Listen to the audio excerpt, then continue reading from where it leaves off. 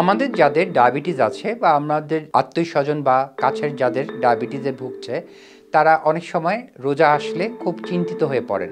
যে রোজা রাখবো কি রাখবো না বা রাখলে কিভাবে রাখবো। তো আমি বলবো যে যাদের ডায়াবেটিস আছে তাদের আসলে রোজাটা রাখাটা খুবই রিস্কি, কারণ বেশিরভাগ দেখা যায় যে আমাদের যাদের ডায়াবেটিস আছে অনেক দিন ধরে আমরা হয় ডায়াবেটিসের জন্য ওষুধ খাই অথবা ইনসুলিন নিই, এবং এই দুই ক্ষেত্রেই দেখা যায় যে হুট করে সুগার ফল করতে পারে, কারণ অনেকক্ষণ না খেয়ে থাকলে সুগার অটোমেটিক এমনি ফল করবে। সেজন্য আমাদেরকে খুব সাবধানে রোজাটা রাখতে হবে। বেশিরভাগ চেষ্টা করতে হবে যে আমরা যেন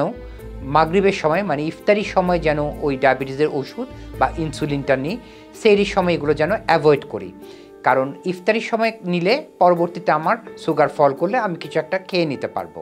আর ডায়াবেটিসের সাথে যেহেতু কিডনি রোগের একটা বিশাল সম্পর্ক আছে, সো আমি আসলে ডায়াবেটিস ওষুধ যারা খান তাদের বিপক্ষে বলতে চাচ্ছি যে আপনারা আসলে ওষুধটা অ্যাভয়েড করাই ভালো, কারণ ডায়াবেটিসের ওষুধ আসলে কিডনির জন্য খারাপ। সেক্ষেত্রে আপনি যেহেতু না খেয়ে থাকছেন, একরকম ডায়েটিং আপনার হয়ে যাচ্ছে, সাথে আপনি হয়তো হালকা কিছু এক্সারসাইজ করতে পারেন, সেগুলো আপনাকে মোটামুটি ডায়াবেটিস কন্ট্রোলে রাখতে সাহায্য করবে। আরেকটা জিনিস আমি বলবো যে আমরা এখন গুগলে দেখলে অনেক কিছু জানতে পারি যে কিছু ফল আছে বা কিছু খাবার আছে যেগুলো অনেকক্ষণ শরীরে থাকে এবং ব্লাডে সুগার ব্যালেন্স রাখার জন্য সাহায্য করে। সো আমরা যদি একটু গুগল করে বা বেছে বেছে যে খাবারগুলো খেলে আমার অনেকক্ষণ শরীরে ব্লাডে সুগারটা ভালোভাবে থাকবে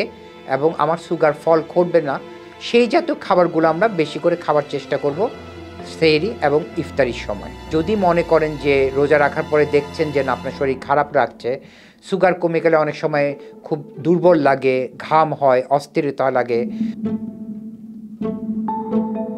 সুগারটা যদি বাড়া থাকে তাহলে খুব একটা সমস্যা নেই, কারণ সুগার বাড়লে কোনো সমস্যা বা রুগীর কোনো অসুস্থতা লক্ষণ দেখা দিতে গেলে একটু সময় লাগে, বাট সুগার ফল করলে আসলে খুব দ্রুত রুগী অনেক সময় ইভেন ফেইন্টও হয়ে যেতে পারে,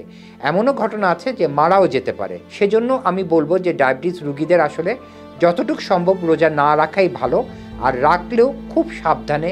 খুব কেয়ারফুলভাবে রোজা রাখতে হবে।